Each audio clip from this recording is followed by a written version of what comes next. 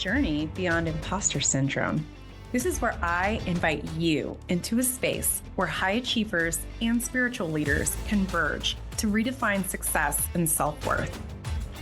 By sharing transformative stories and engaging with thought leaders, this podcast serves as a roadmap for navigating the complexities of imposter syndrome. It's an intimate look into overcoming personal barriers tailored for those who value wisdom, leadership, and intuition in business and life. Join me at the Humble Warrior Podcast with Alani Bankhead. Welcome to the Humble Warrior Podcast. Guys, I'm your host, Alani Bankhead, and I'm really excited today to talk to Vidya Ramanathan. Vidya is a high-performance coach, tech entrepreneur, speaker, and creator of the True Resonance Method, a transformative framework that helps driven leaders turn their emotional struggles into their greatest superpower. She helps entrepreneurs and leaders become emotionally powerful and lead with commanding confidence in business and relationships. Vidya, thank you so much for coming on the show. Tell us a little bit about yourself. Thank you, Alani. It's a pleasure to be here. My journey started in India. Being in a very culturally interesting land, I learned very quickly that in order to be who I wanted to be, I had to be a very different thinker. I grew up in India, but in my early 20s, I immigrated to the United States with literally two suitcases in my hands, and my life has never been the same again. So through that experience of immigration plus life experiences have really come into home within myself, in my heart, and in my life. So I'm here today because of that, and I'm really excited to be here. Oh my goodness, that is so beautiful. And I love the language that you use, the differences in mindset and the cultural kind of implications. So I'm really excited to get into your story. So you have a very interesting biography. Tech entrepreneur, speaker, coach. Tell me a little bit about what is your professional background and how did you get here? Interestingly enough, one of the reasons I moved from India to the USA was to be more in a professional space where I could become the person I always was, which is had a very interesting mindset. Even as a child, I didn't necessarily do well in school. In fact, I failed in probably many subjects when I was in school. So this led to an internal conflict within myself is, why am I so different? Why don't I get this? Why is it that I'm the one that doesn't understand it and everybody seems to be racing ahead of me? And at the time, it was quite an emotional turmoil within myself. But one of the gifts on the other side was that I worked really hard and I was really dedicated to bringing out the best in myself and discovering myself. So I've learned that life is a two-sided story. It's never a one-sided story. And you can leverage both of those to really push yourself forward. And so when I came to the US, it was originally to get a master's degree in information systems, which I completed effectively. But I was also feeling more at ease being myself. I was coming from a culture which was super meshed and very codependent in a lot of ways to a very independent culture. So the polarities were very visible to me, even as I was going through my corporate career. And it was a really interesting journey because I was in one of my jobs. I literally remember, Alani, that I was sitting at my desk and working, and my boss, who I really respected a lot, I saw how he always functioned with flow in his life. He was very creative and things didn't bother him. He would just like solve the problem and move right to the next problem. And then it just dawned on me that I had this entrepreneur in me that was just like dying to come out. It was like this aha moment for me. And so I went for it. That year, I made a decision that I was going to become a tech entrepreneur. And in 18 months, I got a multi seven-figure business. So that was my story of how I jumped to entrepreneurship. And when I was in entrepreneurship, I really felt like all my creativity could come out and I could blossom as a person and not be stuck in doing math well and science well. And the subjects that I'd learned, which I'd struggled with so much, I realized my skill set could never be supported in a country like India. That's why I was in the US. Okay. There is so much amazingness here we need to unpack. So, first of all, young Vidya felt that she didn't do well in school. So there was a part of you that was constantly asking, like, why am I so different? Maybe there was a little bit of an element of, I must be broken or there must be something wrong with me, right? Which is core imposter syndrome, right? The idea that you're not good enough, you're not qualified. But I love that in typical imposter phenomenon form, you overcame that by working really hard. And thank you for presenting a model of someone who experiences imposter phenomenon but also is very successful on their own terms. So when it comes to on your terms, I love how you had this observation of the supervisor and you were like, wow, the way he moves, it's like very much in flow. He tackles each challenge and then he moves on to the next one.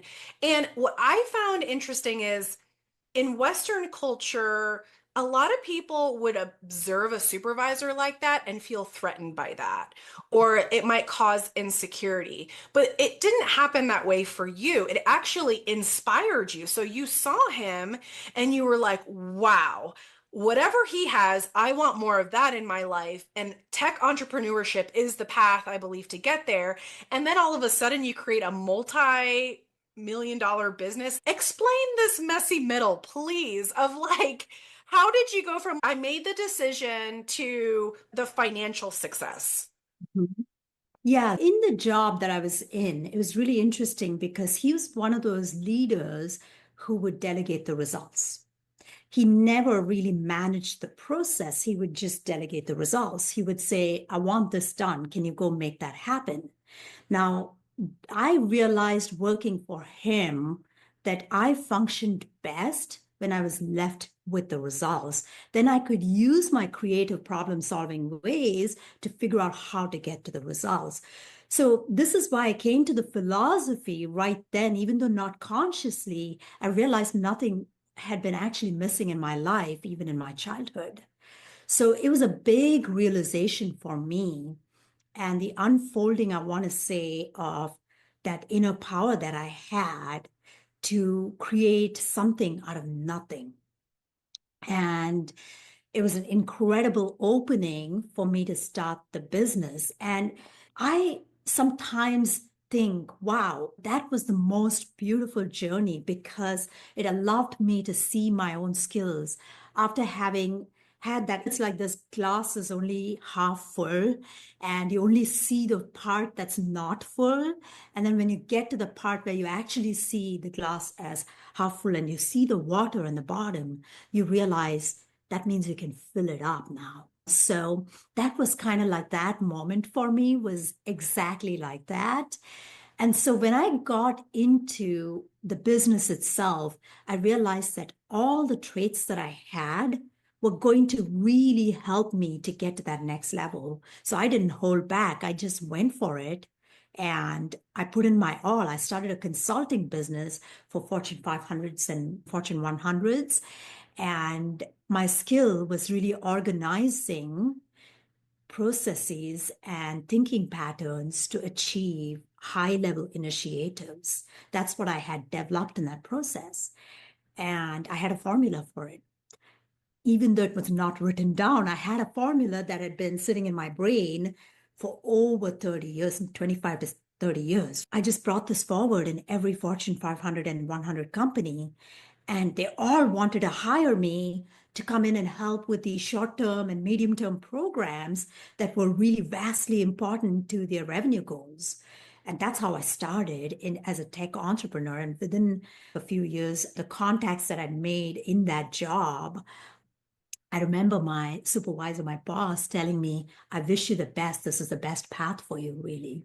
And I remember that moment. And when I started stepping in and doing it, I had all these contacts from that world who were like, can you come and do this program for me? Can you come and do this program for me? So it was like this plethora of people coming in and asking me to help them because they'd seen the results of how I'd worked with my boss and they wanted that for their company. So it was really a beautiful unfolding. And then I did that for since 2008. I did that, and it was a fantastic journey for me as a tech entrepreneur. Yeah. Oh my goodness. So when we go like full circle, right? So as a young girl feeling like you didn't do well in school, questioning your fabric and if you were made wrong or differently or why, right?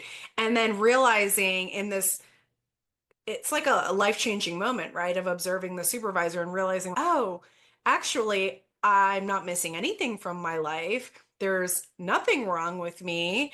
And just making the decision that you were going to pursue your life's purpose. And it's funny that you said you had this formula in your head for decades. And one of the things that we talk about a lot in my client practice is the thing that is obvious to you often points you to your gift. And just because it's obvious to you doesn't mean it's obvious to everybody else, right? So that's why that's your specific offering to the world. And so oftentimes the clients that I serve will be like, yeah, like I have this idea, but I don't really think it's that special. And I'm sitting here, are you kidding me? That is, no, that's very special. Nobody's ever come up with that before. It's a superpower, right? That is the most beautiful superpower somebody can bring just because they made it easy, but they went through a lot of pain to make that easy, right? Yes. So I think it's that recognition of coming home to yourself, coming within your heart space and recognizing that. Yeah. So true. So then your process that you had in your brain for 30 years, I don't know, is it proprietary? Can you share it or? No, Oh, absolutely. okay. Yeah. I mean, it's obviously the work, deeper work happens on the inside, but it's a five-step process that I use. And it starts with an understanding that life is lived in 8 dimensions. I know most people hold like a 7 dimensional view of life, but I go to 8 dimensions to embrace all of life. And what I find is that at the core of all of that is the emotions, right? The emotions of what is the distance between what we want to become and who we are right now.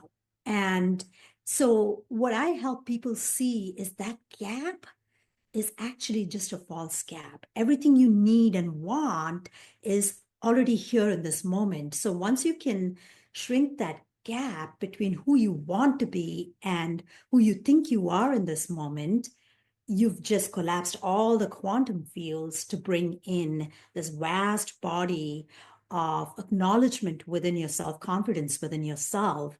And that goes back to your earlier point about how imposter syndrome basically is running you until that point. And then once you collapse it, it's, oh crap moment, right? Where you realize, oh, I have all this within me. Because on the other side of what you think you don't have, you have what you want to have. Ah, yes. And I think you, from your bio, I see that you've gone through that similar experience of realizing that. And really, that the first step is the acknowledgement that we want to have that multidimensional experience as human beings. But what we're allowing ourselves to live in is maybe 2 or 3 dimensions. Mm. Oh my gosh. I'm so sorry. That was a mic drop moment. I need you to say that again. We have all of these dimensions, right? The 8 dimensions of spirituality, intellectual curiosity, emotional power, financial well-being, spirituality, all of these different dimensions sitting there. And what we say to ourselves is, I'm just an intelligent person. I'm just a spiritual person. I'm just a wealthy person, but you're actually all of that. You're actually all of that. And then all of that can come together to complete you as a being that's a whole being. You have a physical body, you have all of that. So you can use all of that to further your mission. And this is the starting point of my 5-step process, which is acknowledgement that all 8 dimensions are here for a good reason. So we learn to embrace all 8 dimensions, which means you take care of your physical body, you take care of your intelligence body, you take care of your emotional body. We don't get in the habit of saying, I'm going to push my emotions away. I'm going to push my intelligence away. I'm going to push my spirituality away. I'm going to push my physical body away. A lot of entrepreneurs think I don't have time to go and exercise. This is a simple example. But if we don't take care of our physical body, it's going to remind us at some point down the road that you do have to take care of that. Instead of learning the lessons the hard way, embrace the 8 dimensions, bring them in. That's the first pillar that I use. And then the second pillar is during this process of looking at the 8 dimensions, I help people get to what is called core values. I'm not talking about things like honesty and integrity. That's whatever it is. But I'm talking about what are the greatest perceptions of void from your childhood. What are the things that you felt were grossly missing in your growing years that started to carve out your greatest strengths? And we then link this into the 8 dimensions to see how it can fuel all 8 dimensions. So that's that second part. And this process is a little bit more complicated because it's going to bring up the fears. It's going to bring up the subconscious beliefs that are holding people back, and then the next piece is about really embodying that next level of, oh my God, I can actually have a life that is full and whole in all these 8 dimensions. How do I embody this? By creating a vision that's not just a vision for my business, but a vision for my life in all 8 dimensions. So a multi view of life, because that's where true fulfillment comes in, true satisfaction in life. And I've learned that the hard way in my life, because when I've tried to just be an entrepreneur without fulfilling the other pieces in my life, every time life has reminded me not to be so skewed. Oh my goodness. So you just said a whole lot of amazingness right there. And I do want to highlight what you were saying also about going into those past spaces that might be painful. So identifying those elements that folks felt were missing maybe from their childhood, but actually those being the vehicle and the gold to be mined in order for that individual to understand that actually your gift and offering to the world is rooted in providing the solution that you didn't have. Exactly. Right. So I'm really curious because I know emotions are the core of your business, right? So stepping into the emotional power is the vehicle that you use to helping people understand these truths and collapsing the quantum fields and all that stuff. So how do emotions play into your ability to get your clients from here to where they really want to be, which is fully integrated, like you're saying, and thriving? Yeah, emotions, thoughts, they're all just information carriers in my world. So emotions carry a whole bunch of information about what may be advantages to you or disadvantages to you. So when we perceive a disadvantage, then we have a skewed perception. So the only way you can bridge that is by understanding and going to the core of the emotion and leveraging the power inside that emotion, which you didn't have access to before. So to push emotions away is the most horrible thing we can do as human beings, because they carry all of this amazingness. So when we can pull them in and look at what the amazing side of these so-called emotions are. So if you're feeling down, for example, if you're feeling stressed, for example, why are you feeling stressed? Is it because you're doing so much in your business that you're not doing what is in your zone of genius? And if you're not doing what is in your zone of genius, then your emotion is telling you that through stress as biofeedback mechanism. So your nervous system is doing its job. So acknowledging its job, it's your job now to take the information from the emotion and make change in your life. Oh, so what you're talking about is actually in Western society, especially, when we feel discomfort, we want to run away from the discomfort. We want to suppress it. We want to get rid of it. We want to make it better. We want a three-step system to like make everything feel better. But what you're saying is they're not good or bad. They're only advantages and disadvantages. And so those emotions, actually leaning into them rather than running away from them, is the vehicle to getting to thriving, because the emotion is trying to tell you something. It's sending you a message.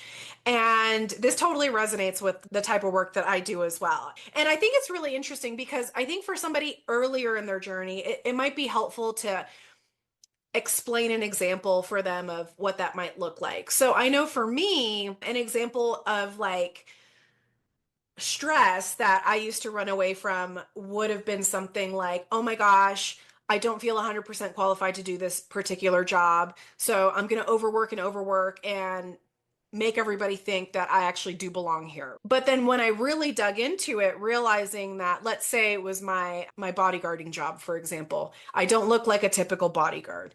But what I realized was when I dug into and leaned into what that voice was saying, it was saying, yes, you look different, but there are advantages to that nobody else in the bodyguarding space has. And so I was able to leverage that to better get my mission done because I had the element of surprise working in my favor because nobody thought I was a bodyguard. And so the idea that the emotional output in the first scenario versus the second is completely different, right? So the first one, it feels heavy, it feels sad. In the second one, it might be stressful because of the type of mission, right? So the burden of leadership and that responsibility is great, but internally and emotionally, I feel a different type of energy with that. It feels exciting. It's a little bit scary, but it's, can I do this? What am I capable of achieving? I don't know. Do you have examples of past clients that you've had where they were able to make that transition from running away from the emotions to really learning how to harness? Absolutely. So it's beautiful that you bring this up because I was working with a lady. She was doing a lot of work with animals. Her real inspired mission was to help bears in the world and give them a voice. And what had happened with her was that she had considered that one of the incidences that happened with one of the bears that she was trying to rescue had, in her world, failed because the bear got shot after coming into in an urban area where she was not welcome. So she was shot, and my client was struggling with the fact that the cub was left alone. But this had nothing to do with the bear and the cub. It had to do with my client's experience as a child with her mother and having the feeling that her mother had abandoned her when she was sitting or actually standing in a store looking for her mother, and her mother was nowhere to be seen. And the subtle imprint of this had carried her through into her well into her 50s, mind you. And she's still carrying that resentment toward her mother for not being there. Now, there was nothing wrong with that experience. She had a momentary experience where she had felt unseen by her mother. But what I helped her see was that that specific experience was the one that prompted her to also be in the rescue space for bears. So Right. without that experience happening, she could never have done her mission in the world. Yes. Instead of seeing that as the other side of her emotions, she now had the conscious view of it to see how it had helped her to step into her mission. That's a game changer when we can own that in our emotional space and turn it into our superpower, which is why I call that the superpower. We can see both sides of it and understand that the experience was neither good nor bad. It was here to show us something. That doesn't mean the challenge is going to go away in life. Life is always going to bring challenges, but how we see the challenges helps us to step up and step into the power of our heart, really, to do the thing that we came here to do and step into our mission. So Yeah, you remind me of the quote. I think it's Rumi who said, "The wound is where the light enters." And it's interesting because you were talking earlier about multidimensionality and how, especially in the United States, we are very ruggedly independent. We like to compartmentalize all the parts of our lives. And I remember just sort of successively, professionally, when I would experience wounds, whether it was agency betrayal or something else, right? The wound felt like it was getting deeper, but at the same time, those deep wounds access parts of my heart and my spirit that had previously been unaccessed, right? So I was able to establish deeper connections with other people who had been in similar situations because I understood the pain that they were experiencing. But I think one of the things that you're pointing to is the idea that so often we wish our trauma had never happened, but you're sharing this beautiful example of this woman with this bear, and really she's trying to be the solution that she needed as a child, right? Like looking for her protector, and she felt like a failure probably because she wasn't there to protect the bear in the way that she needed to be protected or she wanted to be protected as a child. But the fact is she's done that for so many other bears, and she's created a whole life purpose around whether it's bears or otherwise. I'm sure it affects other areas of her life and world, right? But being that protective element. And, someone who's listening, I know somebody out there is hearing this and thinking, yeah, but you don't know, Vidya, how deep my pain is. And there's no way you can transform my painful event into something that could help other people or humanity or the planet. What would you say to that person? The thing is, the depth of pain, sometimes we have to sit in the pain, until we're really ready. This is what I will say. And the thing is that there's nothing actually missing in the moment, because if that's what you need to sit in order to heal yourself, that's where you're going to be right now. And no amount of me telling you that I can help you with that is going to help you get out of it. So we get benefits by being in our pain. Can And the you? benefit experience is what. Yes. Can you expand a little bit on that? Because I know a lot of my listeners right now were like, I don't want to sit in pain. Like, I see no, this is awful. Yes. So, what would you say to that person? So here's the thing, right? We all will sit in pain up to a certain point until we get to the point where we say, I can't deal with this anymore. And this is a natural process of healing. There's nothing missing in this process. So if we recognize that we're ready to heal, what we're really saying is, I'm willing to look at my pain differently. I'm willing to acknowledge my pain in a different way than I've acknowledged it in the past. We're not trying to make the pain go away. The pain can be the greatest fuel. I will tell you that I've gone through very painful experiences in life and felt like I'm not going to come out of this. But the thing is, every time I was thinking I'm going to hit rock bottom with this specific thing that has happened, I found a way to come out of it. So it's not the pain itself, it's the resistance to the pain and the resistance to having the pain that causes the problem that we have. But resistance also serves a purpose because it keeps us in a cage until the point where we say, I'm ready to break out of this cage. I'm done with this. So I've learned to understand that everything in life has a purpose and meaning.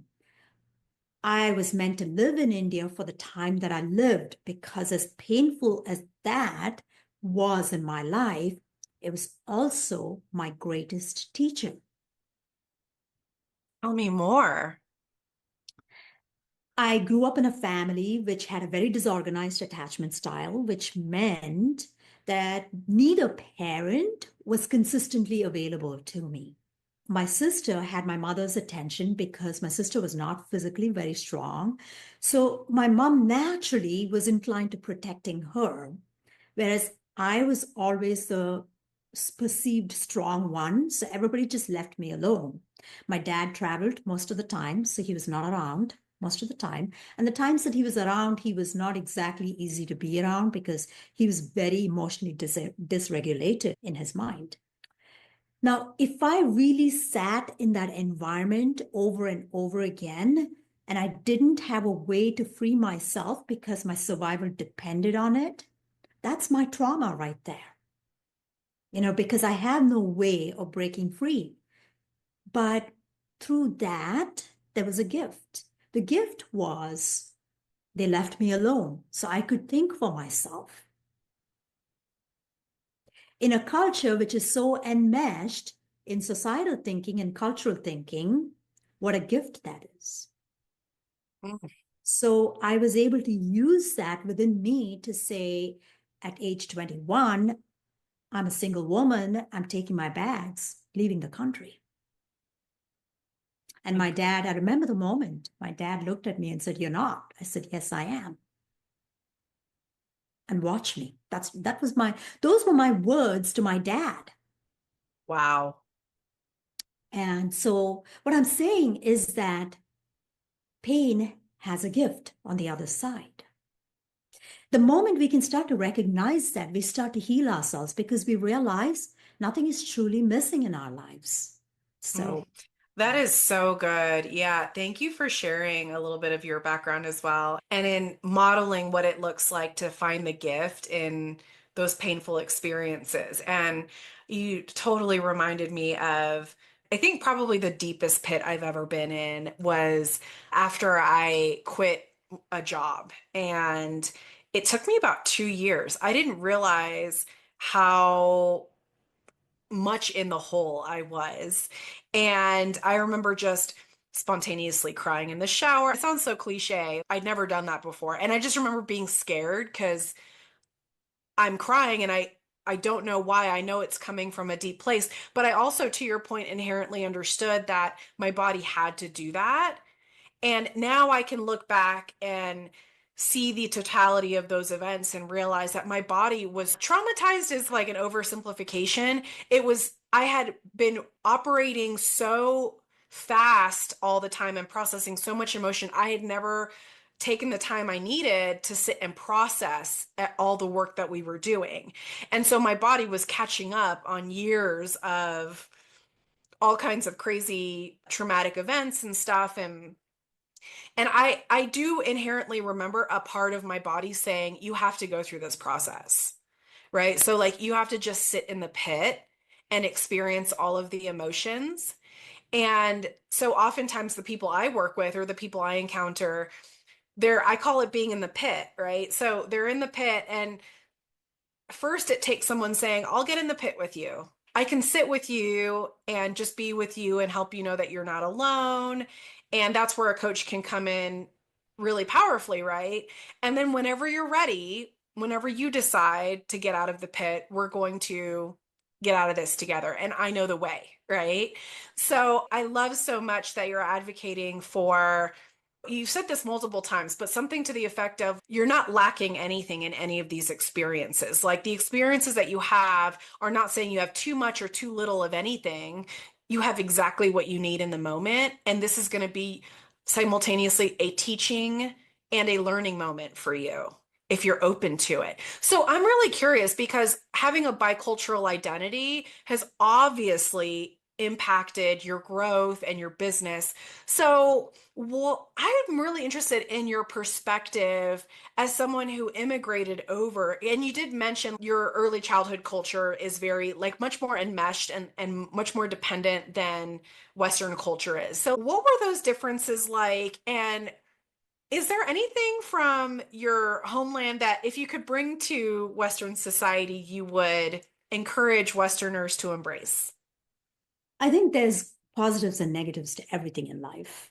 So when I look back at the country that India is, right, there's an amazing history and culture in that country. When I go back to visit, I'm reminded of this every single time I visit, that there's an amazing culture in that country. The food is amazing. There's a heart in that country. There's a beauty. There's wisdom in that country. I'm a somatic therapist, and much of the yoga therapy work that I've done with my clients, the wisdom of that comes from that country. I embrace the sides of it that have been important for me to come to this point in my life. Similarly, I look at the American culture, there's a lot of positives and negatives to that. The positives being it encourages independence, but that's also the pitfall of this country is sometimes there's too much independence and there's not enough of a social and cultural meshing to create what I call an interdependent culture rather than being an independent or a codependent culture and situation. So I think we as human beings have to decide what is right for us. It's not wrong to be independent. It's not wrong to be codependent. But I think every human being has a right to decide which side they want to be on. And consciousness is not about doing what somebody else wants out of us or somebody else is doing. It's about recognizing what is the choice for us that is most aligned with who we are on the inside. And that is the process of unfolding. So I would say that in my life, in the beginning, this was the biggest contradiction. But now I've lived in 7 countries and I can live in any part of the world. So that is also a superpower in many, many ways for me now. I think it's recognizing what you're given is all here to serve. That's really what I come down to every single time. That I is can't so find a way good. around it. Yeah. Yeah, no, that is so good. And I love too, to your point, like everything is relational and very interdependent, whether we realize it or not. So, in the simplest forms, when we talk about the model that you're presenting, it's finding your balance of offering your gift, but also receiving the gifts of others, right? That beauty of that connection that we have with each other. And our greatest contribution is doing this work that you're talking about so that we can be fully integrated with ourselves, because when we do that, then we offer our best gifts. So I'd love to talk for a second about, we talked about that point of awareness, and then we talked about maybe sitting in the pit, right, of the emotions if you need to go through that. So let's say you've come out of the pit and we're listening to video right now, and the listeners, okay, but how do I know I'm on the right path? I did all the work, like I'm healing, I've got my life purpose and I'm working on it. So how did they know that they've collapsed all the quantum fields? What kinds of indicators will they have that they are on the right path for themselves? Yeah. So this is a great question. Thank you for asking. In my view, we're never done with this work. We're only getting closer and closer to the version of ourselves we want to be. And as our mission is our path to do that. So the way we express our mission might change. So today, I was an entrepreneur, a tech entrepreneur, back in the day expressing my mission. Today, I'm a 100% coach, right? So these are different channels through which we express that mission, so to speak, but the work is never done. And when we get to that finish line, the key is to look back and see, hey, did I really embrace my life, or did I go in a direction which was not where I needed to be? I think if for people on the conscious path, that's what I would say is the key thing. The quantum fields get collapsed. And as you collapse it, you realize the work is never done. So you're just getting into a new level, a new state of awareness, a new state of being. And you're letting that unfold. You're letting that do you instead of you doing it. And Ooh. there's an element of surrender involved in that. Massive. I find that surrender is so hard for so many people. And I'm going to tell you this, we don't control shit. We don't control shit. You know, the path, it's all divine grace. It's all divine grace. It's all love. You call it God, you call it source. I don't care what you call it. It's all the energy of God. Oh my gosh. Okay. You're totally speaking my language now, because the clients that I work with, they're all very high achievers. So I call them the get shit done squad, right? Any mission you give them, any hill to conquer, they're going to take it. But when it comes to living out their life purpose, it's a completely new muscle for them to flex. So I have to explain to them, I'm like, you're so used to using to-do lists, right? Checklists, like these tools of achievement to getting to a certain place. But when you're doing this kind of work, I tell them the tools that you pick up are much different and they're spiritual tools. So I love that you brought up surrender because that's a big one because my get shit done crew are all very intellectually focused, right? So it's like, what's the plan? How do I do that? So the fact that we have to talk about you need to learn how to trust. You need to learn how to surrender. You need to learn how to rest. You need to learn like all these things and I call it, it's like going to the gym, right? You have to go to the gym consistently to build those muscles in order to do that well. And we're control freaks at heart. So the idea of surrender is a 180 opposite of our normal operating system. So I'm curious for you because spirituality, I'm very much like you where I have my spiritual practice, but to me spirituality is really something in your bones to be true that you don't have evidence to prove, right?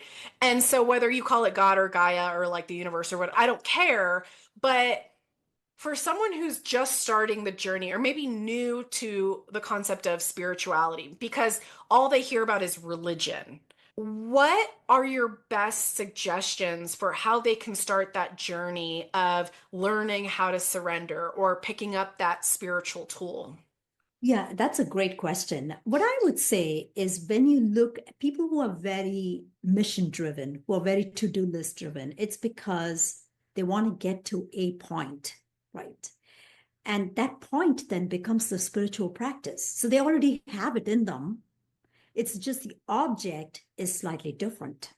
So recognizing that there's already a spiritual practice is the first step, I would say, to getting to that understanding. It's not like they don't have it. See, goes back to what I was saying earlier. There's nothing missing in life, but we have a perception that something is missing. So now when we start to bring in the other dimensions, I may not be good at financial stuff, but now recognizing that my spiritual practice goes beyond my mission. And if I want to keep my mission going, then I do need finances to flow in as well. So embracing that. And if I'm not good at that, then getting somebody whose spiritual practice or value system, put in another way, is to make that happen financially is the best thing we can do for ourselves to expand our spiritual practice. It's a very practical way because in that journey, what we're going to be facing, I have found, is the parts of ourselves that we have not allowed ourselves to face. Mm. As we do that, we're going to learn more about the areas where we have not been living life. And when we can start to recognize it from that perspective, now we start to make our spiritual practice more inclusive of the various dimensions of life. Yes. That is life in its totality. Yes. So what I'm really hearing you say is, let's say the to-do list person, right? They're like, okay, I recognize I've been maybe not cultivating the spiritual side of myself in the way that I want to really operate, right? What you're saying is you already have a spiritual practice if you follow to-do lists. So you're trying to achieve something by using the to-do list, and that achievement is a result that does not exist right now.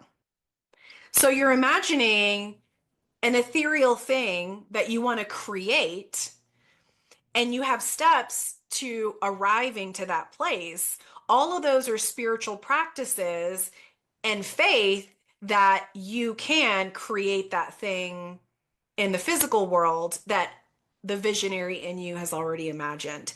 So when you think of it from that context, it's so much easier to shift into, oh, actually, I've been spiritual my whole life. I just didn't realize that. Yeah, because the fabric of that is impact. The fabric of that is love and acceptance. It's the void that creates the purpose. So the void is where the love is. It's the glass half full, but you can fill it with the things you want to fill it. And that's love. When nothing is missing, we start to realize that I've already been doing that. So there's not as much resistance in our mind to bringing in the other things that are going to help us to go to that next level. I think everybody wants to be loved and accepted for who they are. That's a fundamental fabric of humanity. So starting from that point and understanding that we already have that through our work is a great starting point. Oh, I love that so much. This is so good. And oh man, I could honestly just talk to you for hours about this stuff. I really love this stuff. So unfortunately, we are coming up on our time. And so I'm curious, Vidya, are there any kind of parting words or wisdom that you'd like to share with the audience? I am really, truly honored to be here today, Alani. I'm really honored to be your guest, and your audience seems very much in that beautiful space of wanting to go to that multiple dimensional view of life. And so what I would say is I love connecting with people. Just come over to Instagram, follow me on Instagram, live your life, follow me on Instagram. Let's connect, let's chat. And for your audience, I do have a special offer of, yes, I do have a special offer. I have created some really interesting habits over the last 3 decades to get myself to a space where I feel comfortable being in all dimensions and in my body and mind. It's called the 10 Habits of Exceptional Leaders. I would love to offer that to your audience. So come and follow me on Instagram. Just DM me the word 10 so I know you're coming from Alani's beautiful show, and I'd be happy to share that with you. Oh my gosh, Vidya, that sounds incredible. The 10 Habits of Exceptional Leaders. So DM Vidya. Vidya, what's your Instagram handle again? It's at My Future Now by Vidya. And yeah, and I think if you want me to throw that in the chat or something, just let me know. I could do that. But yeah, you can follow me there, connect with me. And I love connecting anyway. So just say hi. Yeah, no, that's perfect. We will include that link in the show notes. So guys, don't forget to DM her the word 10 if you want access to this offer. And Vidya, it's such an honor. I'm so thankful to have met you, and I'm thankful for you having the courage and the wisdom to put your gifts out in the world, because it is so badly needed right now. So to my humble warriors, thank you so much for being here today. If you're looking for additional resources, check out my life purpose exercise freebie on my website, mightysparrowcoaching.com, or you can check out my best-selling book, The Least of Us: How Your Imposter Syndrome Points to Your Greatest Power, available at all major book retailers. And until next time, humble warriors, please remember, the world needs who you were made to be. Thank you for joining us today on this journey to discover how you can harness your imposter to work for you. Love you guys. If you enjoyed this episode and would like some help overcoming your imposter syndrome, check out the free life purpose exercise on my website and subscribe to my blog. If you already know what your life purpose is and are ready to crush or harness your imposter syndrome, then you're gonna love my best-selling book, The Least of Us: How Your Weakness Points to Your Greatest Power, available on Amazon and all major book retailers. Or you can hit me up at alani@mightysparrowcoaching.com to discuss private coaching or corporate and government training. That's ALANI@mightysparrowcoaching.com. Listen, there's only ever been one you, and there will only ever be one you. And you have a specific gift to give that the world desperately needs. Don't let your self-doubt be the thing preventing you from living your most joyful and impactful life. Until next time, I'm always cheering you on.